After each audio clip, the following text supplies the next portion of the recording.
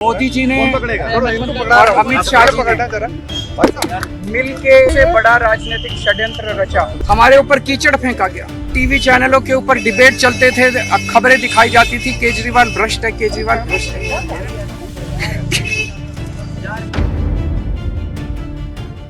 किसी नेता को पहले घोटालेबाज बना दो, उसे जेल में डाल दो, इसके बाद रोज टीवी पर बैठ करके लोग उसकी छवि खराब करें और कुछ दिन बाद ही फिर जब अदालत कह दे कि सबूत कमजोर हैं तो जवाबदेह कौन होगा। दिल्ली की राउज एवेन्यू कोर्ट ने एक्साइज पॉलिसी केस में जो फैसला सुनाया है उसने सिर्फ एक केस को नहीं पलटा है बल्कि पिछले 2 साल से चल रहे पूरे नैरेटिव को हिला दिया है। अरविंद केजरीवाल बरी हो गए हैं, मनीष सिसोदिया बरी हो गए हैं और कुल इसके साथ ही 23 आरोपी भी बरी हो गए हैं। कोर्ट ने साफ कहा कि सिर्फ आरोप लगाने से काम नहीं चलेगा, ठोस और पर्याप्त सबूत होने चाहिए। अब सवाल यह है कि अगर सबूत थे ही नहीं तो 2 साल तक देश को क्या बताया गया। चलिए पूरी खबर जानते हैं। नमस्कार, द हिंदी टॉप देख रहे हैं आप और मैं हूं आपके साथ जानिसार खान। दरअसल नवंबर 2021 में नई आबकारी नीति लागू हुई थी। दिल्ली सरकार का दावा था कि इससे राजस्व बढ़ेगा और सिस्टम पारदर्शी होगा। जुलाई 2022 आते आते मामला विवादों में घिर गया। उपराज्यपाल ने रिपोर्ट मांगी, सीबीआई ने केस दर्ज किया, ईडी ने मनी लॉन्ड्रिंग का मामला जोड़ा और इसके बाद छापे पड़े, पूछताछ हुई और गिरफ्तारियां शुरू हो गई। फरवरी 2023 में मनीष सिसोदिया गिरफ्तार हुए और करीब 2 साल जेल में रहे। बाद में एक सिटिंग मुख्यमंत्री अरविंद केजरीवाल को उनके घर से गिरफ्तार किया गया और 6 महीने जेल में रखा गया। देश ने पहली बार देखा कि किस तरह से एक मौजूदा मुख्यमंत्री को उठा करके ले जाया गया। उसके बाद टीवी स्टूडियो में रोज एक ही शब्द गूंजता रहा, शराब घोटाला, शराब घोटाला। लेकिन अब अदालत ने जो कहा है वह इस पूरे शोर से बिल्कुल अलग है। बता दें कि इस मामले में राउज एवेन्यू कोर्ट ने चार्जशीट में खामियां बताई।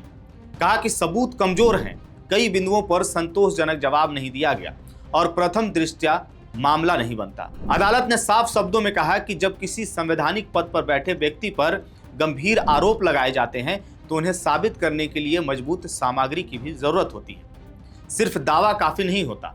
मतलब यह कि जो कहानी सार्वजनिक मंचों पर तय कर दी गई थी वह अदालत में नहीं टिक सकी। अब जरा ठहर करके सोचिए कि अगर केस इतना मजबूत था तो अदालत में ढह कैसे गया। अगर इसे देश का सबसे बड़ा घोटाला बताया गया तो सबूत इतने हल्के क्यों निकले? क्या एजेंसियों ने जल्दीबाजी की या फिर मामला राजनीतिक था? अरविंद केजरीवाल ने फैसले के बाद आपको बता दें कि इसे साजिश बताया और सीधे प्रधानमंत्री नरेंद्र मोदी और गृह मंत्री अमित शाह पर आरोप लगाया कि आम आदमी पार्टी को खत्म करने की कोशिश की गई। उन्होंने कहा कि सत्ता के लिए देश और संविधान के साथ खिलवाड़ नहीं होना चाहिए। पार्टी जिस तरह से शराब घोटाला कर रही थी, क्या कर रहे हो और हमारे ऊपर आरोप लगा रही थी। आज कोर्ट ने सारे आरोप खारिज कर दिए और जितने भी एक्यूज्ड थे सबको डिस्चार्ज कर दिया।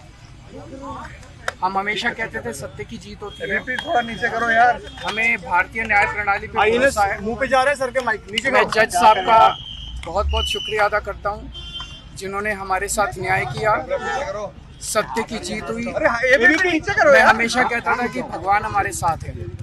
भैया इसका पकड़ लो यार। मोदी जी ने और अमित शाह जी ने मिल के सबसे बड़ा राजनीतिक षड्यंत्र रचा। भैया पकड़ना जरा सा ये प्लीज। आम आदमी पार्टी को खत्म करने के लिए आम आदमी पार्टी के सबसे बड़े 5 नेताओं को जेल में डाल दिया। वहीं मनीष सिसोदिया ने कहा कि आज संविधान पर गर्व हो रहा है और सत्य की जीत हुई है।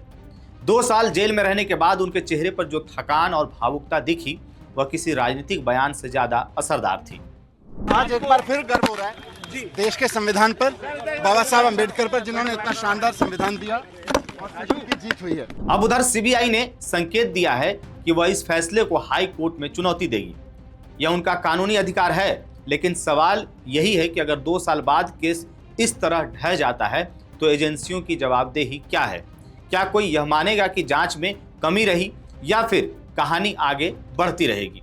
पिछले कुछ वर्षों में यह पैटर्न भी देखा गया है कि बड़े विपक्षी नेताओं पर एजेंसियों की कार्रवाई तेज होती है। क्या यह महज संयोग है या एजेंसियां अब राजनीतिक हथियार की तरह दिखने लगी हैं? अगर किसी विपक्षी नेता को पहले गिरफ्तार कर लिया जाए, महीनों जेल में रखा जाए और बाद में सबूत कमजोर साबित हो तो उसकी छवि पर जो असर पड़ता है उसकी भरपाई कौन करेगा? अब इस पूरे मामले में मीडिया की भूमिका पर भी सवाल उठते हैं। टीवी डिबेट्स में पहले ही फैसला सुना दिया गया था। करप्शन, घोटाला, लाइसेंस में धांधली जैसे शब्द जनता के दिमाग में बैठा दिए गए।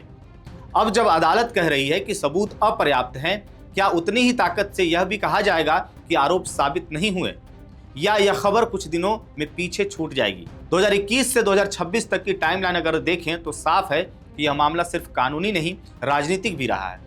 नीति लागू हुई, रद्द हुई, केस दर्ज हुआ, गिरफ्तारी हुई, जेल हुई और आखिरकार बरी हो गए लोग। वहीं यह फैसला आम आदमी पार्टी के लिए बड़ी राहत है, लेकिन इससे बड़ा सवाल लोकतंत्र का है कि क्या राजनीतिक प्रतिशोध के तहत नैरेटिव बनाया जा सकता है? क्या पहले आरोप और फिर सबूत का मॉडल चल रहा है, या यह सिर्फ एक असफल जांच थी? अदालत ने साफ कर दिया कि सिर्फ दावा काफी नहीं है, सबूत चाहिए। अब जनता को तय करना है कि वह इस पूरे घटनाक्रम को किस नज़र से देखती है। एक ईमानदार जांच जो अदालत में टिक नहीं पाई, या एक सियासी हमला जिसने 2 साल तक एक पार्टी और उसके नेताओं की छवि को नुकसान पहुंचाया। आपकी इस खबर पर क्या राय है? क्या यह राजनीतिक बदले की कार्रवाई थी या जांच में कमी हुई है? कमेंट में अपनी राय जरूर बताइएगा। मेरा नाम है जानिसार खान, आप देख रहे हैं द हिंदी टॉप। वीडियो अच्छी लगे तो चैनल को सब्सक्राइब कीजिएगा और हमें इंस्टा, फेसबुक और एक्स पर भी फॉलो कीजिएगा।